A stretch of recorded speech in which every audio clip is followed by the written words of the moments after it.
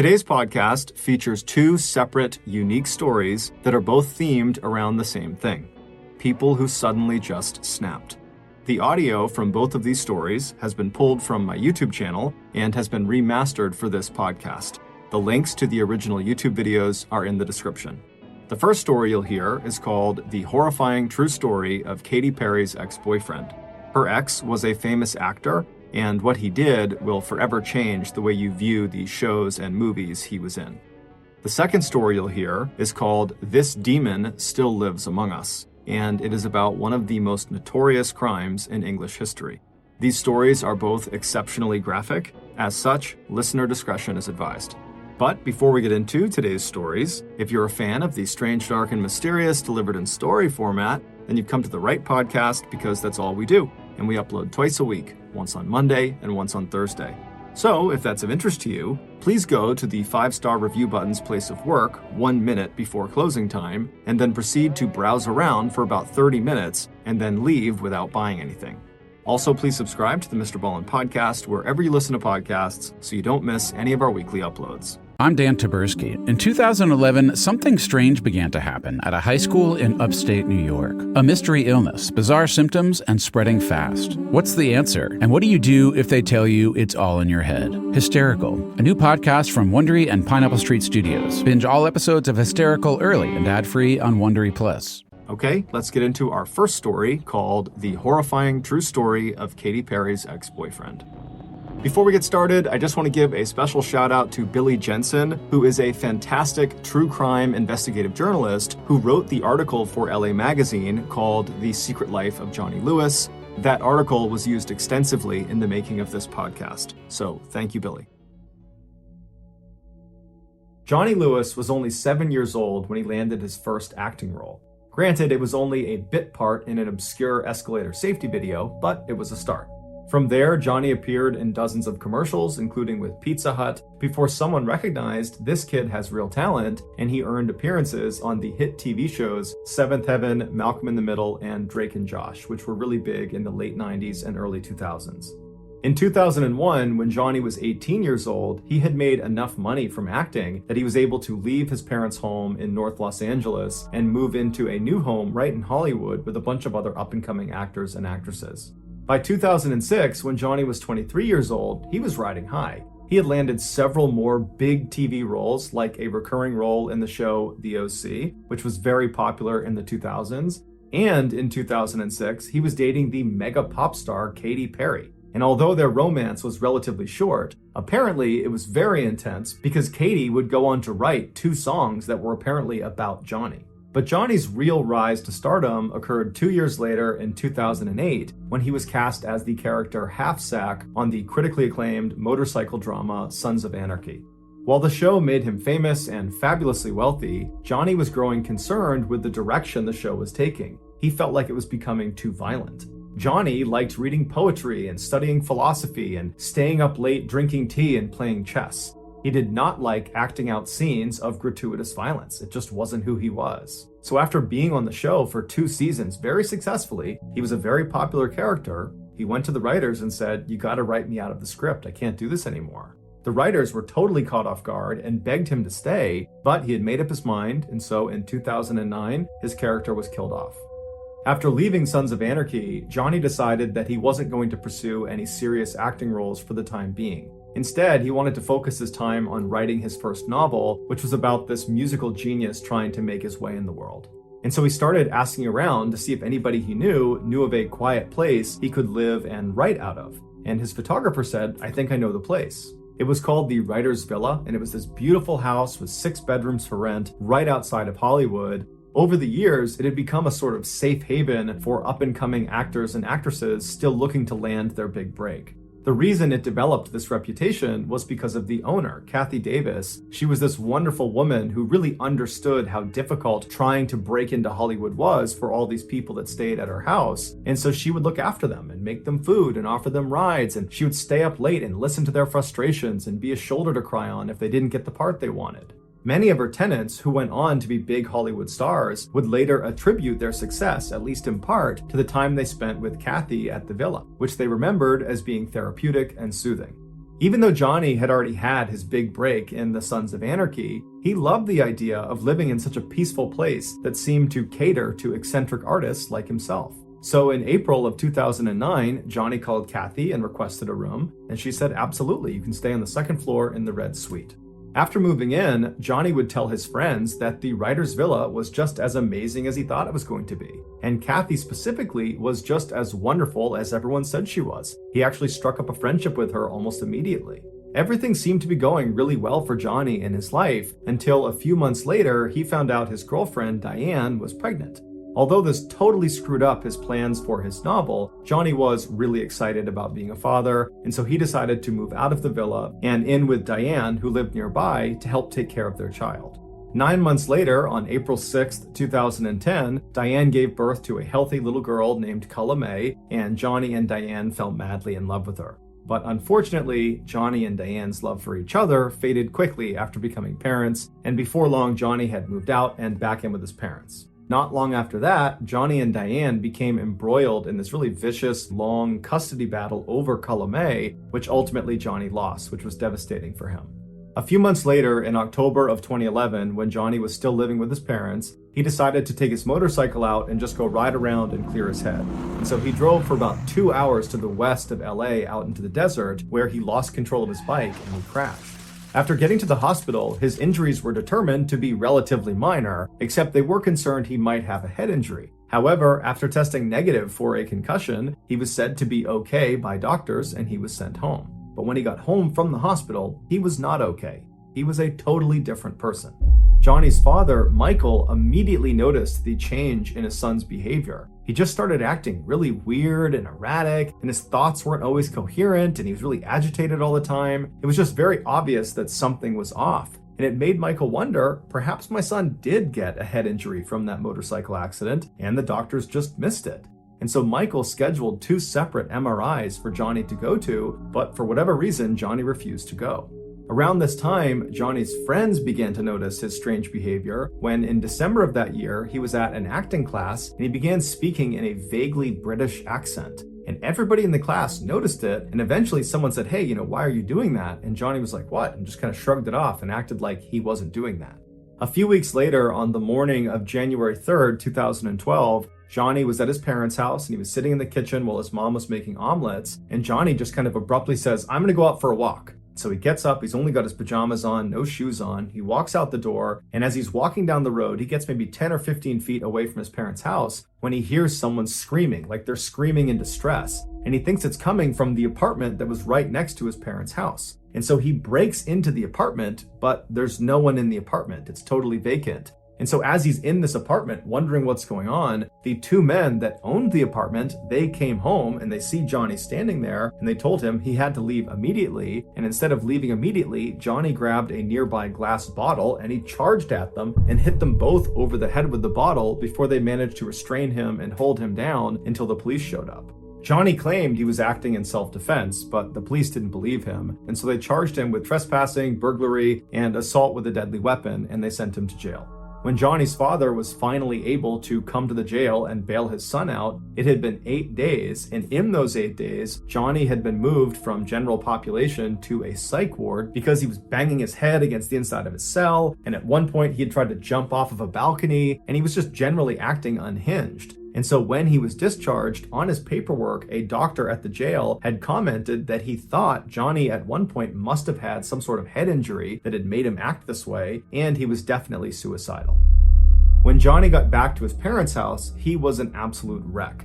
Physically, he had 2 black eyes and his face was all puffed up from the confrontation he had with those 2 men in the apartment. And emotionally, he was so distraught that he wouldn't let anyone in his family come near him. He just holed up in his room and just told everyone to stay away.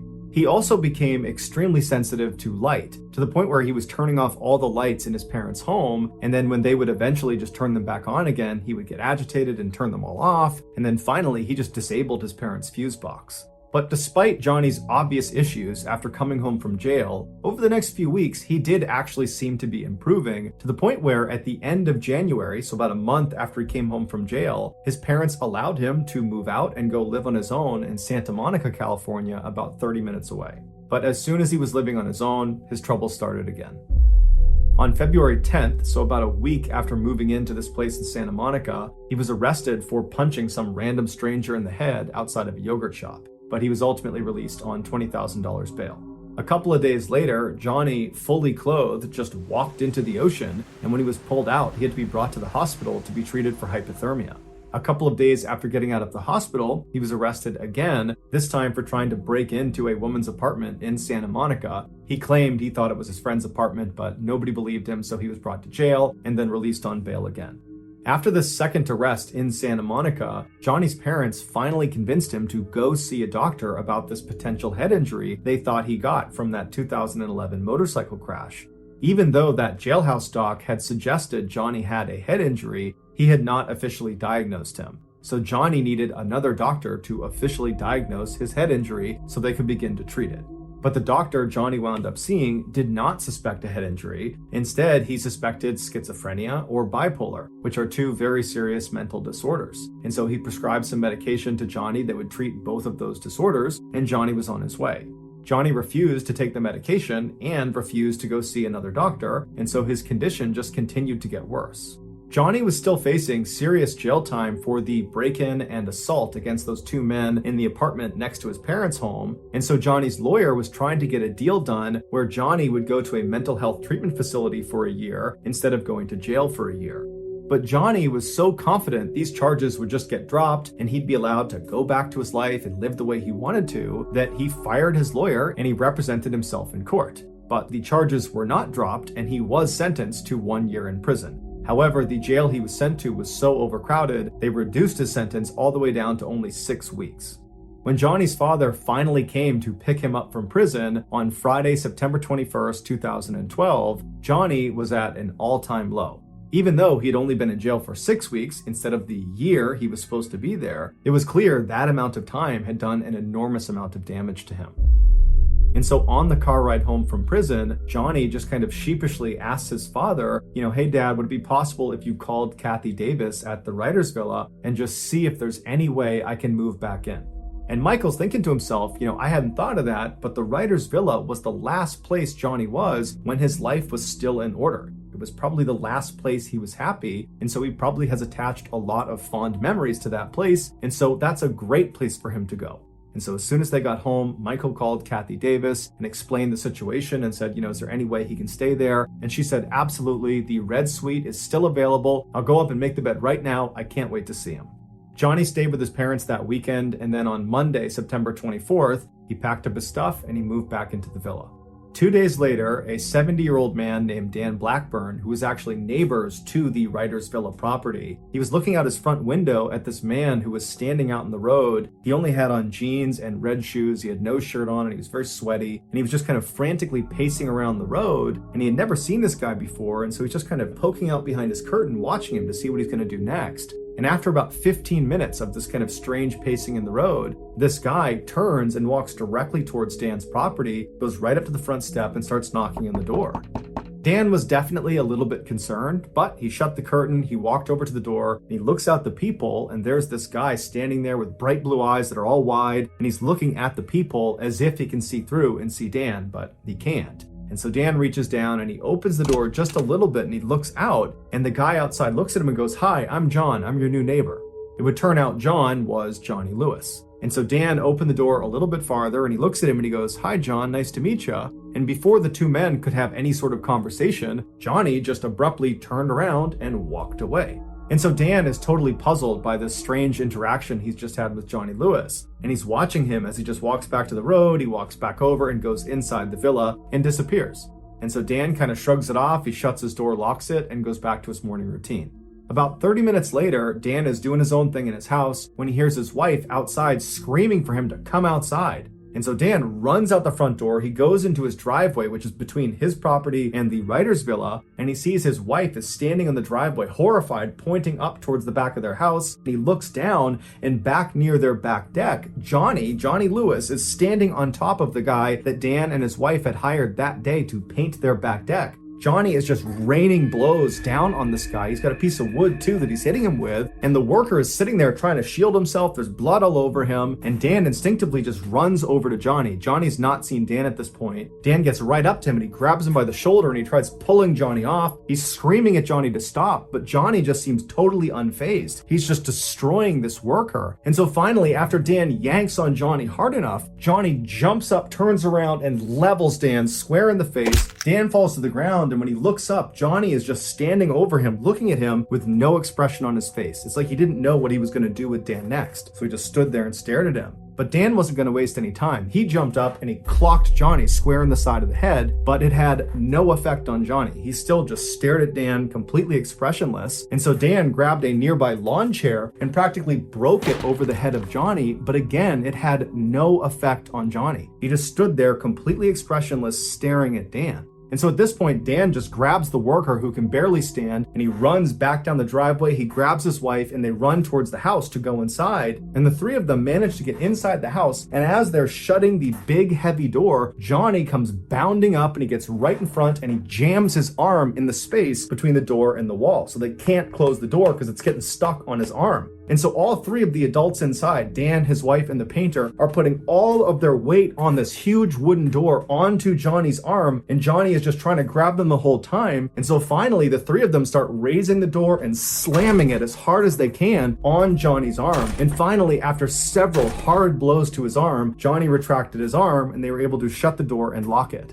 And so at this point, Dan's wife and the painter ran around the house, closing every window, locking every door. Meanwhile, Dan went to the side window that looked out towards the Writers Villa property, and he got his phone out and he called 911 as he's looking out the door looking for Johnny. And so after he tells 911 what's going on and he hangs up, Johnny suddenly just appears running down his driveway as if he's running back towards the back deck. But he stops almost right in front of Dan's window. He turns and he starts running towards the villa property. He jumps over a fence that's at least waist height, just jumps clear over it. And then he gets to this huge wooden fence that surrounded the entire villa property that was at least, 8, 9, 10 feet. And he very easily just jumps, grabs the top, and catapults himself right over the top and then disappeared inside of the villa. Within minutes, the police showed up and they went inside the villa and they could not believe what they found. Based on the evidence, this is what investigators believe happened.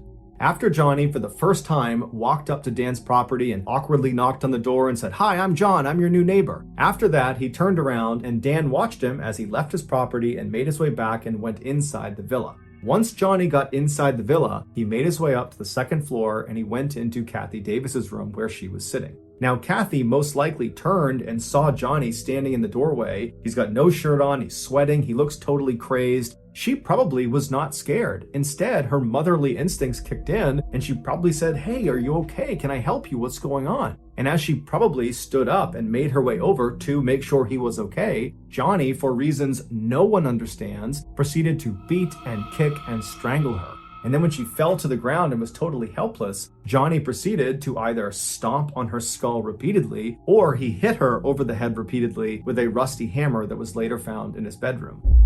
But no matter how Johnny did it, he managed to severely fracture her skull, and that's what ultimately killed her. After killing Katy, Johnny tracked down her beloved cat and killed the cat the same way. Afterwards, Johnny ran out of the villa, and that's when he spotted Dan's house painter just sitting outside, and he walked over to him and just began beating him. And just like the attack on Katy and her cat, this attack on this house painter appeared to have no motive as well. After Dan came outside and managed to fight Johnny off, and then when Dan went back inside the house with his wife and with the painter, Johnny stood outside for a few minutes before running down Dan's driveway and then hopping over those two fences right in front of Dan, and then Johnny disappeared inside of the villa. Once Johnny was in the villa, it's believed he climbed up to the upper patio or onto the roof of the villa itself, and from there he either jumped or fell to his death on the driveway below. His death was officially ruled an accident, not a suicide. After the news broke about what had happened at the Writers Villa, everybody assumed Johnny must have been on some really hardcore drugs. That's the only explanation for why someone would act the way he acted. But when his toxicology report came back, it showed he had absolutely no drugs of any kind, legal or illegal, in his system. He was completely sober at the time he committed this horrible crime.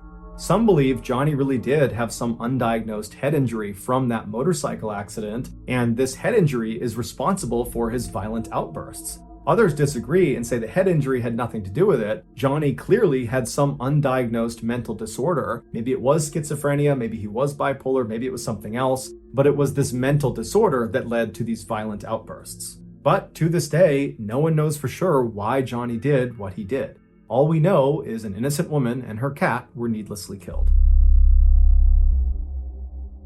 I'm Dan Taberski. In 2011, something strange began to happen at the high school in Leroy, New York. I was at my locker and she came up to me and she was stuttering super bad. I'm like, stop around. She's like, I can't. A mystery illness, bizarre symptoms, and spreading fast. It's doubling and tripling, and it's all these girls. With a diagnosis, the state tried to keep on the down low. Everybody thought I was holding something back. Well, you were holding something back intentionally. Yeah. No, it's hysteria. It's all in your head. It's not physical. Oh my gosh, you're exaggerating. Is this the largest mass hysteria since the witches of Salem? Or is it something else entirely? Something's wrong here. Something's not right. Leroy was the new Dateline, and everyone was trying to solve the murder.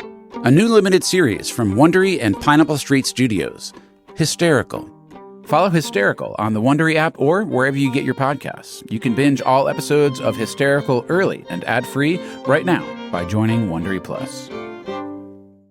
If you're listening to this podcast, then chances are good you are a fan of The Strange, Dark, and Mysterious. And if that's the case, then I've got some good news. We just launched a brand new Strange, Dark, and Mysterious podcast called MrBallen's Medical Mysteries. And as the name suggests, it's a show about medical mysteries, a genre that many fans have been asking us to dive into for years, and we finally decided to take the plunge, and the show is awesome. In this free weekly show, we explore bizarre, unheard of diseases, strange medical mishaps, unexplainable deaths, and everything in between. Each story is totally true and totally terrifying. Go follow MrBallen's Medical Mysteries wherever you get your podcasts, and if you're a Prime member, you can listen early and ad-free on Amazon Music. The next and final story of today's episode is called This Demon Still Lives Among Us.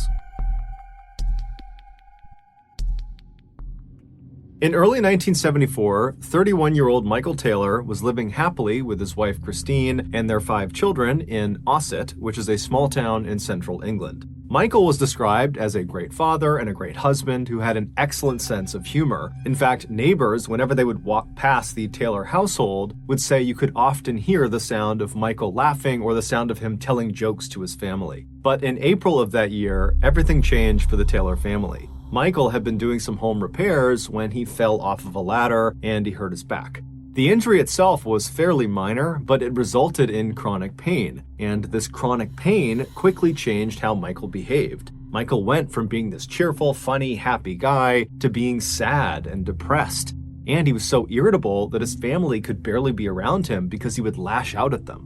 Now, the Taylor family was not a religious family. However, most families who lived in Ossett at that time were. And so when one of Michael's friends found out about how poorly Michael was doing, they approached Michael and said, you really ought to turn to religion for help and for guidance in this difficult time. And they also told him specifically that he really ought to check out this one particular Christian group. It was called the Christian Fellowship Group, and all it was a prayer group for Christians who wanted more religious support beyond just going to church on Sundays. But this friend of Michael's told him that the real draw of this group was the group's leader. Her name was Marie Robinson, and she was this 21-year-old, extremely friendly and energetic and charismatic person who just had this incredible way of making all of her members really feel like they belonged. And so Michael's friend was telling him that he really thought Marie could be the difference maker for him, that she could help him get back to normal. And so Michael, he trusted this friend, and he really didn't have much to lose at this point. He was already at rock bottom, and so he agrees to go check this group out. So on September 12th of that year, Michael makes his way to the church where this fellowship group is held. He goes inside and he makes his way to one of the back rooms in the church. And when he goes inside, he sees there's a ring of people sitting in a circle, about 20 people. And as soon as they see Michael coming in the room, they all stand up and they open their arms up. And they say, come on, come sit down with us. Welcome to the group. And then the woman who had to be Marie, she stands up and she looks at Michael, huge smile on her face, and she encourages him to come over and sit right next to me. Welcome, we'd love to have you join our group. And so Michael, for the first time in ages, is smiling as he strides across the room and sits down right next to Marie. And then as Marie began to lead the group in prayer, Michael did not feel his chronic pain. He just felt happy again. But when the meeting was over and Michael went back home again, the pain and depression came flooding back. It was like the only place he could be happy was inside of the church at this fellowship group.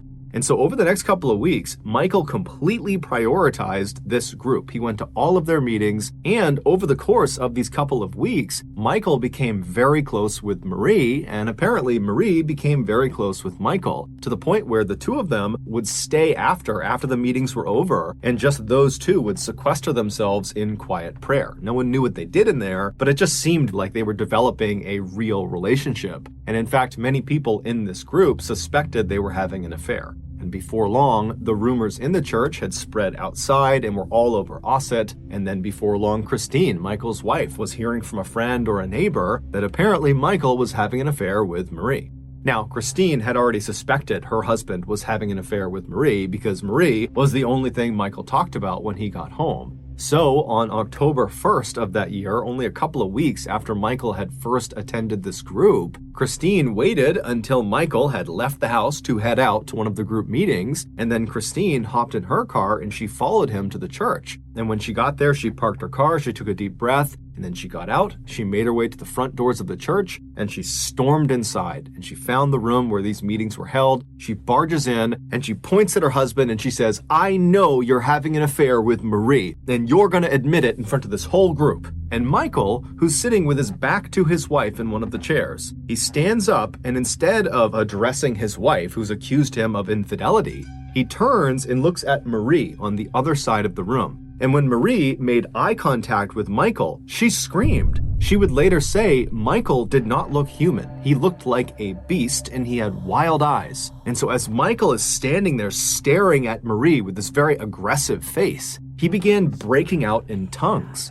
Speaking in tongues is where the speaker will be saying or uttering words or sounds that sound like language, but the speaker doesn't know what they mean. The idea is some entity has come inside of their body, and this entity is dictating their speech. And so Michael is broken out in tongues. He's barking these words and sounds at Marie, and everyone inside of the room has no idea what to make of this. Everything has happened so suddenly, and it's so surprising. You have the wife suddenly coming in and aggressively accusing her husband of cheating, and Michael is not responding to it, and he's acting totally crazy. And then, before anyone can do anything, Michael goes from just barking in strange languages at Marie to suddenly rushing across the room as if he's going to attack her. And when he does that, the rest of the members jump on top of him and hold him down. And despite there being like 10 or 15 people holding him down, Michael is still trying to get up, and he's screaming and snarling and yelling at Marie. And then Marie suddenly breaks out into tongues too. And it's only then that Michael stops trying to force himself up out of this pig pile that's on top of him. And instead, he just continues to speak in tongues to her. And so the two of them are looking at each other, speaking in tongues, and the rest of the group is just totally dumbfounded. And so they just begin praying. And then after about an hour, Michael just collapses. It's like he went unconscious. And at that point, everybody in the room just goes silent, and they look at Michael. And then Michael kind of opens his eyes, and it's almost like he's waking up, and he begins looking around frantically, trying to figure out what had just happened. Michael would claim he had no memory of what had just happened to him. And so at this point, Marie would tell him and Christine that she believed Michael was possessed by a demonic force, and the only thing they could do at this point would be to perform an exorcism.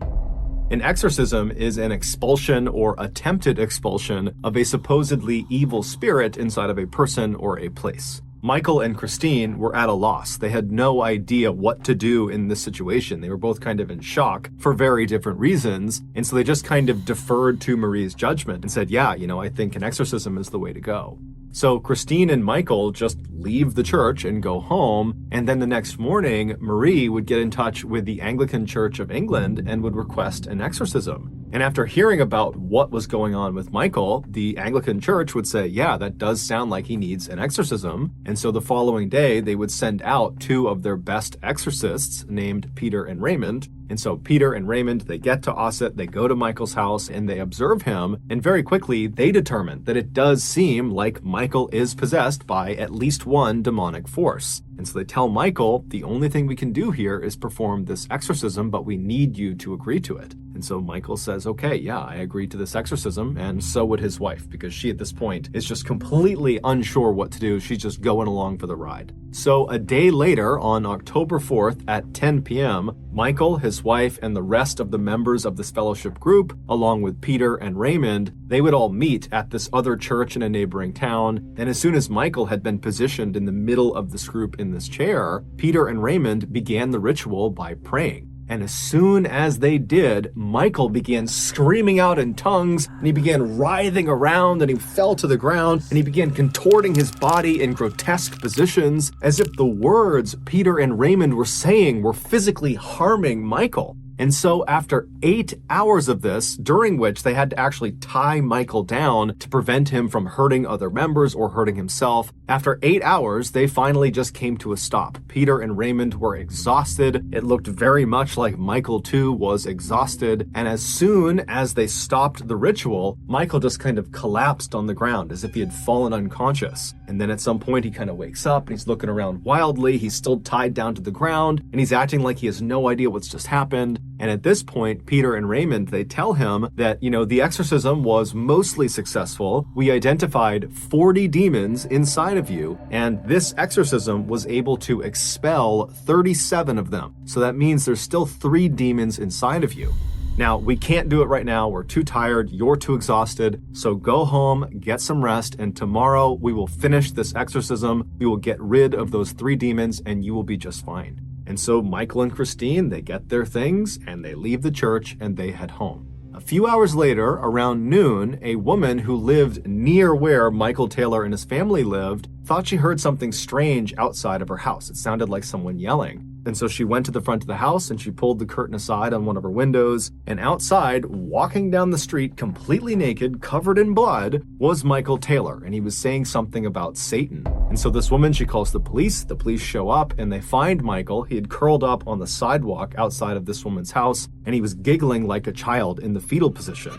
And so the police approach him. And at some point, Michael apparently snaps out of it. And he starts looking up at the police like he has no idea what's going on. And eventually they would get him to tell them his name and where he lived. And so after calling in backup to deal with Michael, the responding officers made their way to Michael's residence. And so they go inside, and immediately, as soon as they see what's in there, one of the officers just turns around and runs outside and begins dry heaving. The inside of the Taylor family home would become one of the most infamous crime scenes in English history. A few hours earlier, when Michael and his wife had come home from the exorcism, they had gone inside, and then Michael had fallen into one of his trances and began beating his wife. And then at some point, she fell to the ground and either was dead or was in the process of dying, at which point Michael jumped on top of her, and using only his hands, he ripped her face off and flung it across the room. And then as she's laying there bleeding to death, he began rubbing her blood all over his body. And then after she had finally died, he tracked down the family dog and killed the dog as well. Fortunately, their 5 children were not home at the time of this attack, and so they were unharmed. During Michael's trial, the prosecution and the defense blamed the Anglican Church of England and Marie and her religious group for effectively convincing Michael he was possessed with demons, which caused him to act out violently and kill his wife. And so ultimately, Michael would be found not guilty by reason of insanity, and after only 4 years of psychiatric care, he was released. And today, he is still living free in Ossett. But despite the legal outcomes of this case, there are many people, both religious and not religious, who believe the Michael Taylor case is one of the only true demonic possession cases in modern history. Also, just to close the loop, we don't know for sure if Michael and Marie were having an affair, but it is assumed they were. Thank you for listening to the MrBallen Podcast. If you got something out of this episode and you haven't done this already, please go to the 5-star review button's place of work 1 minute before closing time, and then proceed to browse around for about 30 minutes, and then leave without buying anything. Also, please subscribe to the MrBallen Podcast on Spotify, Apple Podcasts, Amazon, Google, and anywhere else you get your podcasts. This podcast airs every Monday and Thursday morning, but in the meantime, you can always watch one of the hundreds of stories I have posted on my YouTube channel, which is just called MrBallen. If you want to get in touch with me, please follow me on any major social media platform and then send me a direct message. My username is just @MrBallen, and I really do read the majority of my DMs. Lastly, we have some really cool merchandise, so head on over to shopmrballen.com to have a look. So that's going to do it. I really appreciate your support. Until next time, see ya.